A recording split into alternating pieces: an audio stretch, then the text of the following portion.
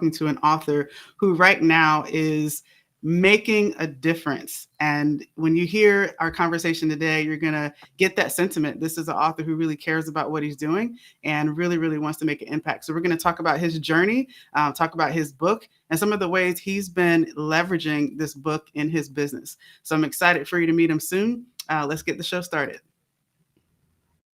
Tuning into The Author's Leverage, a podcast where you'll learn how to turn your book into a powerful platform for sharing your expertise and making an impact. I'm your host, Parshel Tashi, and I'm here to bring you the latest strategies, insights, and stories from some of the best book publishing and marketing experts in the world. So whether you're an aspiring author or a seasoned pro, this podcast is your go-to source for tips, tools, and techniques to help you leverage your book and amplify its reach. Welcome in, and let me introduce you to today's guest. All right, so joining me is Dre Evans. Dre is a veteran naval officer, entrepreneur, and motivational speaker who's passionate about self-development and helping others achieve wealth through investing in real estate. He's a Wall Street Journal and #1 international best-selling author, and I'm so excited that he is joining us today. So welcome to the Author's Leverage, Dre. Thanks for being here. What's going on? How you doing? Great. And, we're both in San Diego too, which is amazing. So I know we are excited for some better weather on the way, right? I got that spring tick in my time clock. So I done sprung forward into the day as well. But all that means is there's more sun coming out. So excited for that. I know. Yeah, I was driving around today. I'm like, man, yesterday actually was that we did the hour. We lost that hour, but yesterday was the first sunny day. Surprising how that works, right? And then today it's a sunny day, so hopefully we lost the rain. Exactly. Because it never rains in Southern California. It was not Yeah. supposed to, even though it has been. Anyway, so I'm so excited to get to know you a little bit better on the show as well. So one of the first questions I want to present is talk a little bit about your background. So I know that you had an experience growing up where you've been able to share this story about coming from a gang life, so to speak, and transitioning to something different for yourself. So I would love for you to share in that way too, give our listeners a feel about who you are, where you come from. What made you decide to leave this gang life behind and join the military, actually? Because I know that's a big part of your journey as well. Was it like a sudden realization or more of a gradual process that you saw that, this is another future for me?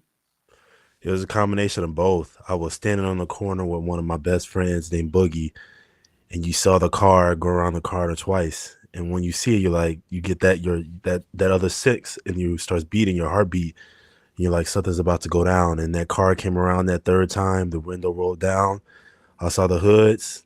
I saw the barrel of the gun, and the shots rang out.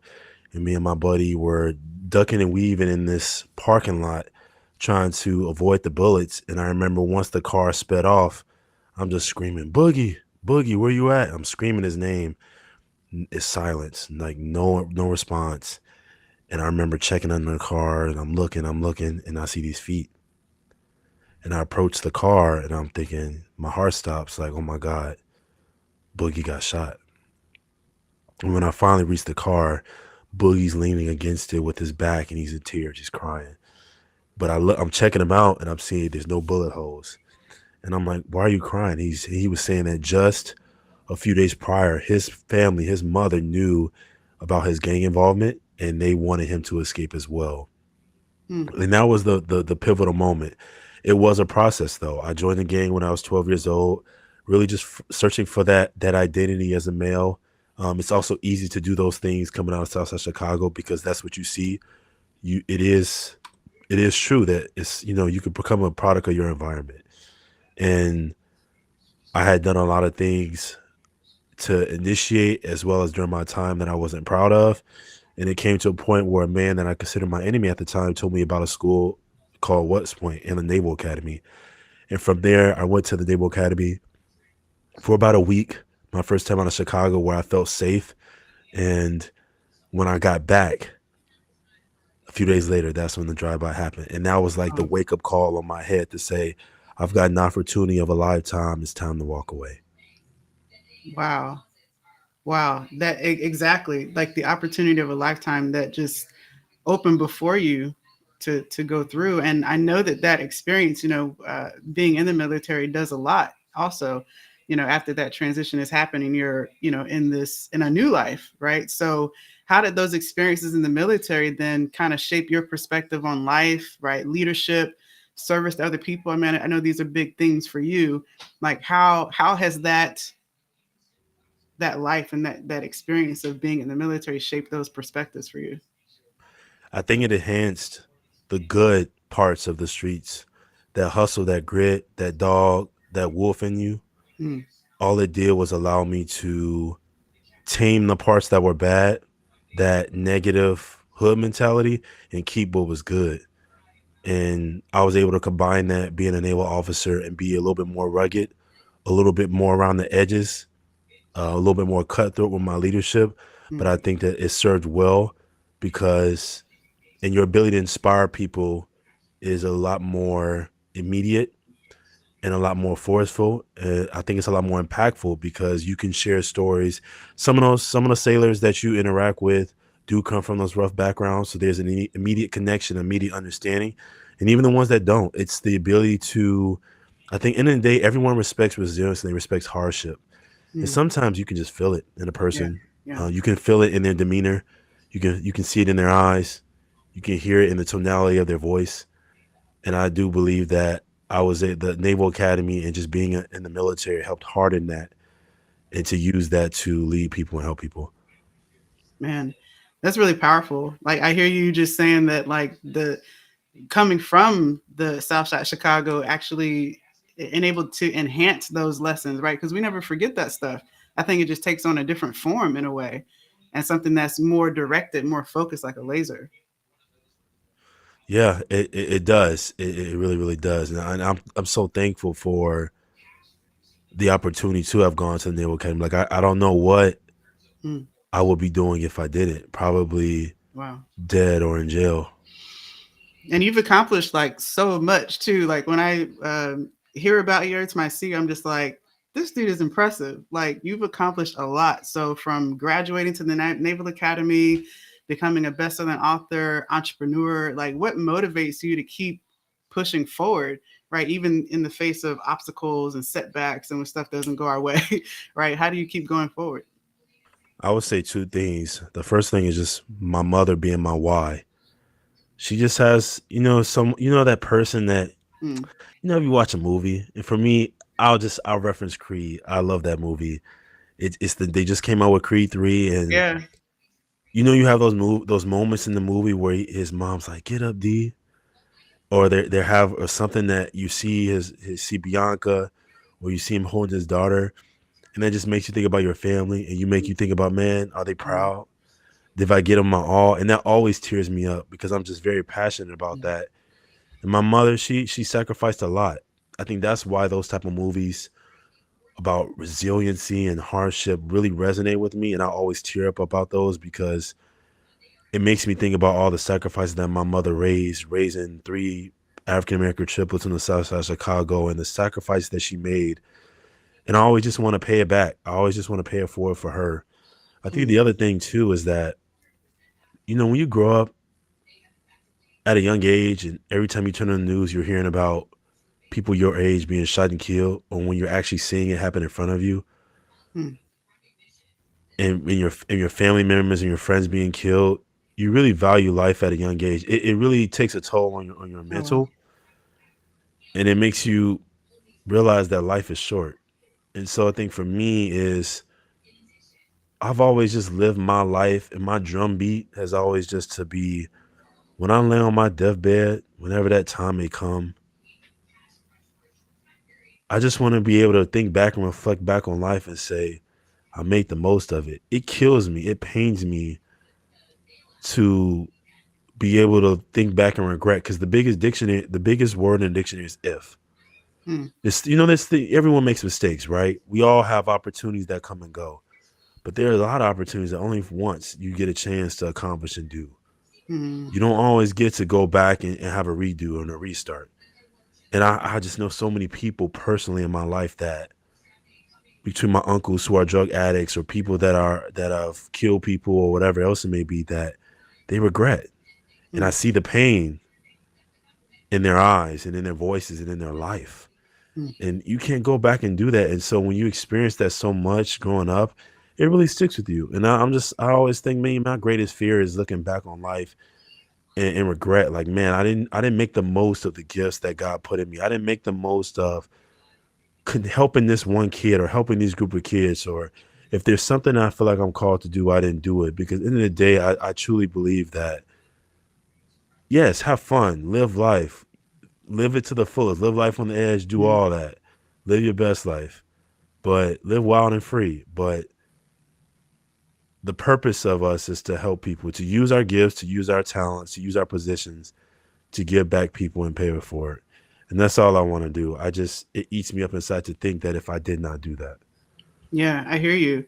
It's like having that motivation of, like you said, your mom being your why, and then knowing that there's bigger possibilities, right? There's more that we can attain, and being a part of giving back is such, it's so connected to our own purpose. You know what I mean? So I mean, I hear that loud and clear. And you actually have done a lot in your book to actually sort of challenge the stigma that surrounds the word gang, because what you're also presenting are life lessons here. Like, it's not like because you came from this scenario, you can't offer a new, fresh perspective on what it means to live a fulfilling life, right? So when we talk about your book, I know you've put a lot of your story into the book. So I encourage people who are checking this out, like, please, like, you have to hear Dre's story. But what messages that you want for readers to take away from your story altogether, and how do you see it even impacting the conversation around gang violence and youth culture right now, in different urban areas? Quite a few things, actually. So, in a world that's very interconnected with social media and knowledge, it's so easy to get wrapped Mm, up in things. I think that's why we're seeing a tick in anxiety and depression and suicide and people not knowing themselves, who they really are. Who am I? mm, And so the question to who am I lies in joining as many gangs as you can in life. wow. And gangs is just another word for tribe, Yeah. group, mentorship, club, organization, the military, NBA teams, NFL teams, the Republicans, Democrats, colleges, fraternities, sororities, they're all gangs, whether we want to admit it or not. The only difference is US gangs just get a bad rep because it's usually associated with a lot of violence. But there's gangs in third world countries that are looked on positive. They take care of the community. You know Mm, what I mean? They protect them. They look out for the kids. They tutor. They provide outreach. So it's all how you define it. It's just it gets a negative stigma. And so I would say that for people out there who are going through those traumas, those anxieties, those phobias, you're trying to discover who you are in this crazy noisy world of TikTok and Instagram and Facebook. The key to learning yourself is join as many groups, join as many games, join as many organizations as you can. And here's why. When you join them, you meet mentors, you meet people you look up to, you'll meet role models, people that are older than you that you look up to. You'll meet people that you don't like, leadership wise, and you learn from that. It's the same thing in the military, same thing in business. They're going to be leaders that suck, and they're going to be leaders that are great, that they light you on fire, like you want to run around the room and do a lap when they speak, or the way they carry themselves, or the way they walk, or the way they dress. You get all that from joining all these different groups. And then there's the accountability that comes from that. When you meet other people, there's the friendships that you build from that. So the good from it, the bad from it, the relationships, the mentors, they all shape who you are. And some gangs, some groups, some tribes are temporary, and some are from a lifetime.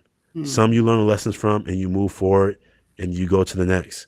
And obviously some that carry you through to to death. But ultimately they all shape who you are. And that's one of the points I'm arguing. It's also that at some point there is no excuse. mm, Either you do everything it takes to make it happen or you don't. Right? So we all have dreams and goals that we want to accomplish in life, but how far are you willing to take that? Did mm, you really do everything you could to accomplish that? And then one of the examples of many examples in the book is even when I was studying at Annapolis, you got all these things going on at home in Chicago with death and the violence, adjusting, acclimating to this Ivy League institution, this military college. You've got all the rigors that you got to go through there. and you're running on 2 to 3 hours of sleep every night on Mm-hmm. top of studying engineering. And so I used to post my affirmations around me and say those out loud, put them in my car. I used to put them in my pocket. I used to take my notes. I have my notes folded up in my pocket. And everywhere I walked around, I would, anytime I had even a minute or 2 minutes, I would take it out. And that's how I would study. And if I was tired, I would stand up, tape my notes to the wall and study that way. And I remember people would come in the room and be like, what the hell are you doing? But in my mind, it's I had to do whatever I could Yeah.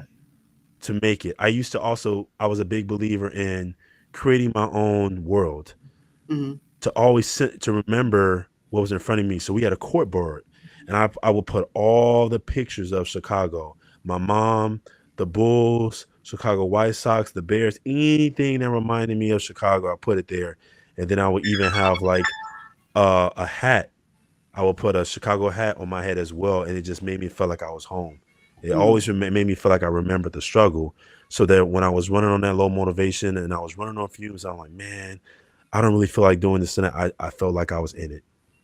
And now those are some of the things I want people to remember and to take away from. So set that reality. If you want to go buy a property, print it out and circle it and put a date. I will acquire this property by this date, and you put that in front of you. If you have goals that you want to do, tape it to write it on a sticky note, write it on a note card, put it in your card, right? And so every time you get in your car, you should say that to yourself, or every time you get in your car, you're reading it. And Mm-hmm. those are those little tricks that you can do to truly take your life to the next level and overcome and accomplish your goals.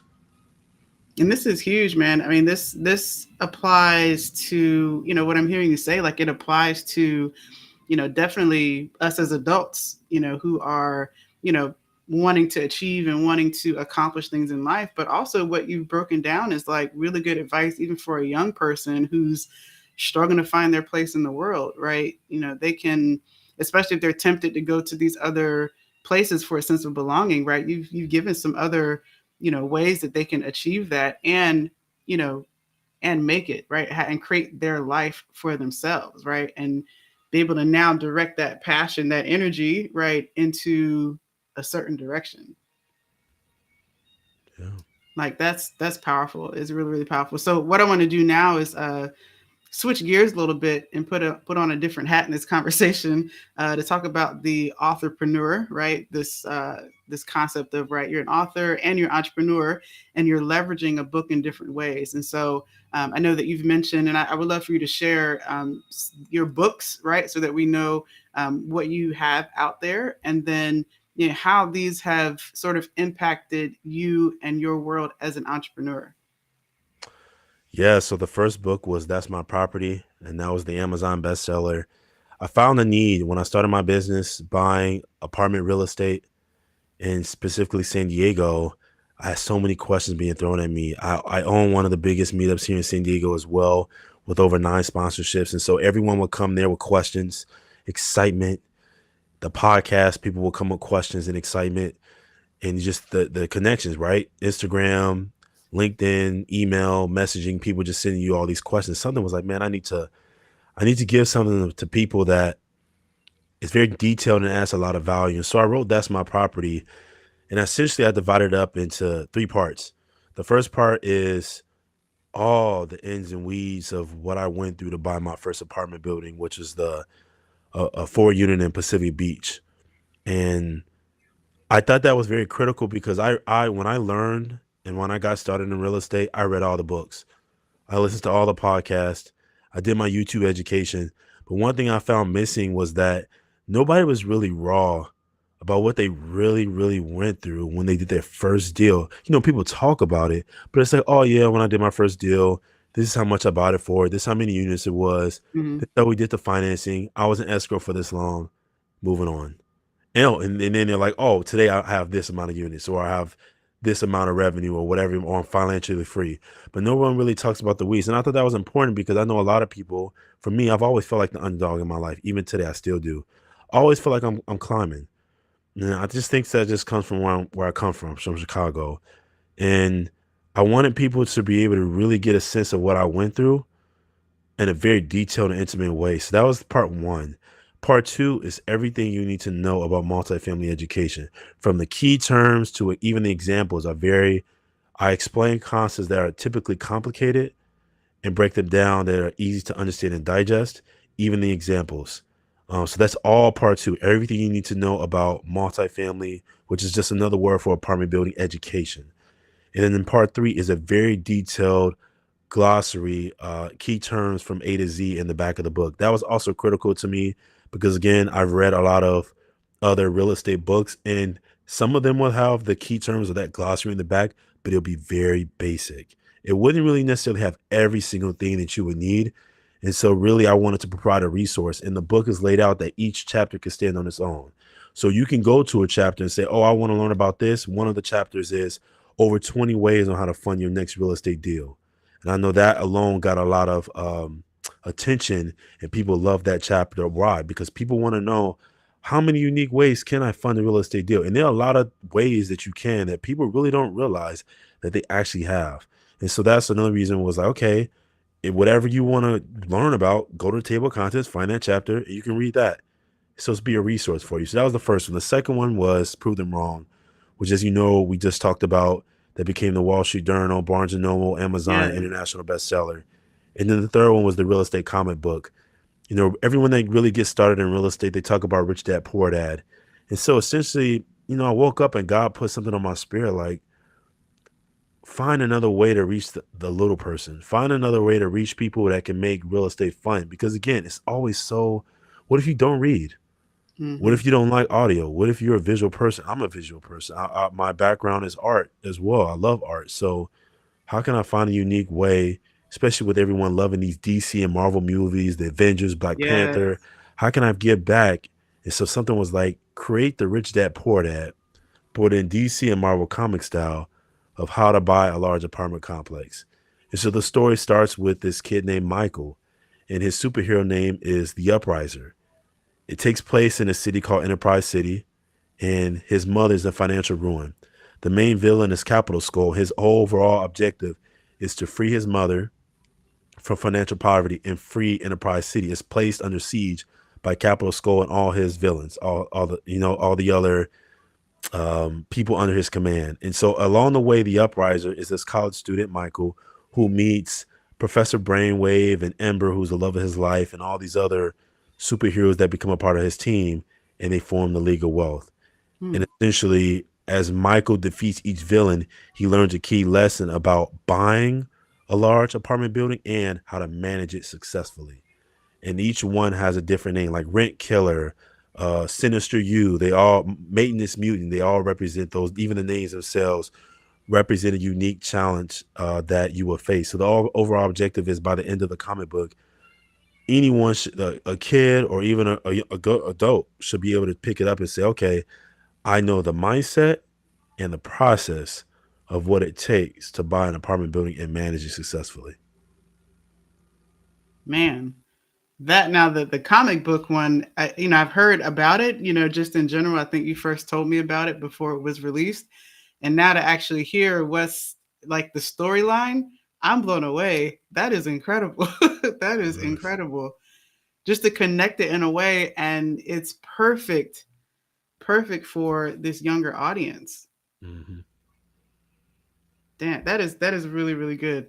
And I'm curious too when it comes to, because you said you've mentioned Wall Street Journal bestseller, Amazon bestseller, right? You have a lot of different pieces here that you're able to leverage in different ways. So how have you been doing that? Has this been a stepping stone to more speaking engagements? Has this been more visibility for you and bringing attention to your business? Like how have you enabled the books to play a piece in your overall ecosystem as a business owner? Yeah, for speaking engagements, consulting, also outreach. Really, that's it comes down to that. I'm a big believer in giving back to people and helping people, expecting nothing in return. And a lot of that comes with that. I give out a lot of books for free as well. I rather do that than Mm. try to say, "Hey, buy my book."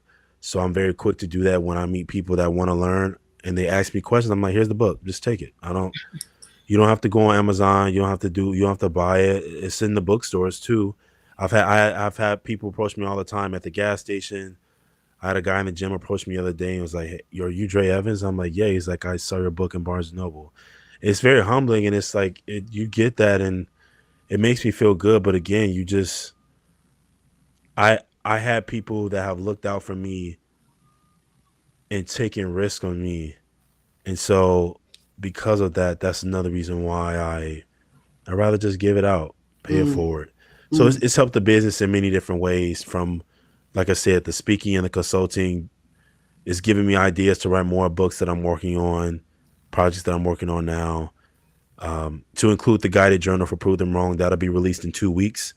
So for the listeners out there, definitely stay tuned into that. If you want something that's really gonna make you overcome your fears and your traumas and take life on your own terms and prove people wrong in every aspect of your life, that's coming out in 2 weeks. That'll be very impactful, very interactive workbook and guided journal, and just point also give using that monies from the business to give back to organizations. You know, I haven't been. I told you before on the call, I haven't been able to go into the schools as much like I used to. But mm-hmm. the way around that for now, the time is able to be freed up to do that, using that money from the profits of the books to give back to organizations. 100%. 100%. I love that. And for those tuning in, I told you Dre is a giver. You can just tell just in the way that he moves, just how much he really is invested in, the good for other people and sharing that. So I acknowledge that and appreciate that in you. And also too, as we're starting to wrap up the conversation, Dre, I want to thank you again, acknowledge you and what you've done to really make a difference, and to allow that to be, a place that you come from in purpose and, really want to support other people. So as we wrap it up, I would love for you to share any last parting words of advice, where folks can contact you. And then I have a quick bonus question and then we'll pop off from there. Yes, I'm Dr. Multifamily on all social media platforms: Instagram, Facebook, Twitter, LinkedIn. So that's at DR and then the word multifamily. Or if you just type in Dre Evans, I'll come up on Google as well. Dre Evans on Amazon. I'll come right up. You'll see all the books in there, good reads. Um, and my website is drmultifamily.com. And the book website is provethemwrongthebook.com. So that'll have all my graphics, all the free resources and bonus content for people is on provethemwrongthebook.com. Speaker media sheets, logos, the Prove Them Wrong quiz, free resources and interactive exercises all on the website as well. Beautiful. And the guided journal, once that comes out, you guys will be able to also see those on those links as well. That's right. Beautiful. Beautiful. All right. So my last bonus question for you then is, what is your one word? There's one word from Dre Evans to the world. What is that one word message? Discipline. Mm, There are two types of pain: the pain of discipline and the pain of regret. Which will you choose? Discipline is no matter what your profession, trying to go to the NBA, you're in the military trying to make rank, trying to start a business, being an author, no matter what you do, discipline is always required, no matter how gifted you are. And certainly if you're not gifted, discipline. Everybody needs discipline to accomplish their dreams. 100%. Well said, man. And thank you again for being here. So appreciate you and the wisdom that you shared today. Thank you. Yes. And as we wrap up, I want to thank you all for tuning in. I love doing this, having these conversations with authors and publishers. And I want to thank you again for tuning in. I hope you found today's episode helpful, inspiring. Don't forget, I want you to grab a copy of Get More Bang for Your Book. It's packed with even more tips and strategies that are going to empower you to draw on your expertise and enhance the influence of your written work. And as always, if you want to stay on top of the latest trends in book publishing and marketing, be sure to subscribe to the show and share it along with a friend. So until next time, keep spreading your message and remember the power of your words. All right, can't wait to share more with you next time.